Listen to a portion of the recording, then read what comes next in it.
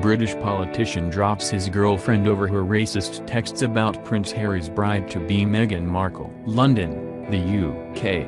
Independence Party, and especially its flamboyant leader Nigel Farage, were a major force behind Britain's referendum to leave the European Union, a vote stoked by white British anxieties over immigration and multiculturalism. Farage was popular enough that President-elect Trump tweeted that he should be named British ambassador to the United States. Ever since its victory in the Brexit referendum in June 2016, UKIP has been circling the drain, with a series of high-level defections and nothing but ruin at the polls. Farage resigned, replaced by 4 party leaders in 18 months. In the last elections, UKIP failed to win a single seat in the House of Commons. Now more scandal.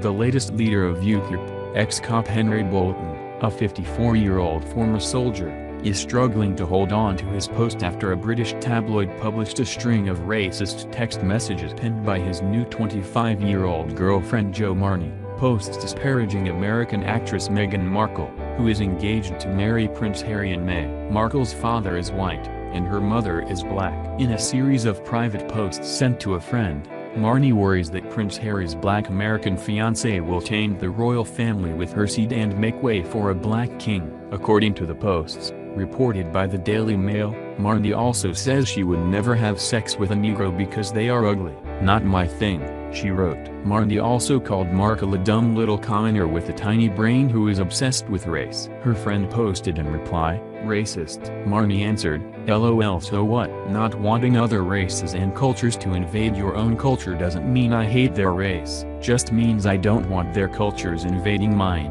On Twitter, Marnie describes herself as presenter, music journalist, model, actor, Brexiteer. Marnie was also a UKIP activist who was forced to resign from the party. She and UKIP's leader Bolton began dating just before the Christmas holidays. He is 54, she is 25. British media reported that senior UKIP members had given Bolton an ultimatum: resign immediately or split with Marnie. In a painfully awkward interview Monday morning on BBC Radio 4's Today program, Bolton announced the couple were no longer an item. "The romantic element of the relationship is over, I'm afraid." As of last night, Bolton said. The UKIP chief said he had began his romance with Marnie just a month ago. There were photos of the two, arm in arm, posted on social media celebrating their coupledom on the Christmas season's Boxing Day holiday. On Monday, Bolton said, "I have no intention of resigning." Bolton called Marnie's comments indefensible, but added, "I'll be entirely honest, however appalling and insulting those comments that they made in those direct personal messages are, I honestly don't believe that those are her core beliefs." Bolton also said he would not completely abandon Marnie. "I'm going to stand by her and the family in terms of trying to put her life back together.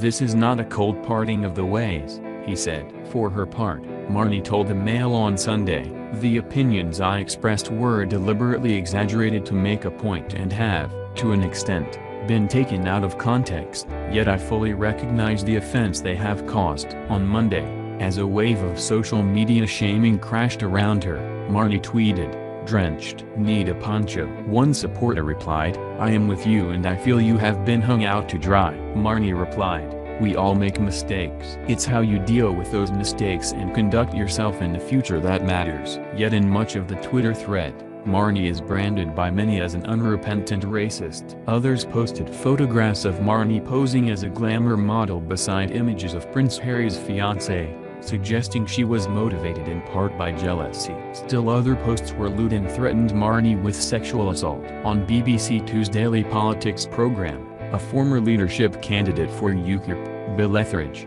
said, "We had great hopes for Henry Bolton. He promised us he'd be the sensible pair of hands after a very rough journey over the last couple of years with so many different leaders. But unfortunately he wasn't, was he? So I don't think he has much choice." During his rounds of the talk shows, Bolton also revealed his wife and 2 young children live in Vienna. "We're not legally separated or anything, but my wife has been in Austria since July with our 2 children, and that was a move she made by mutual agreement," he told the BBC radio show. At one point, he said the decision to live apart was financial.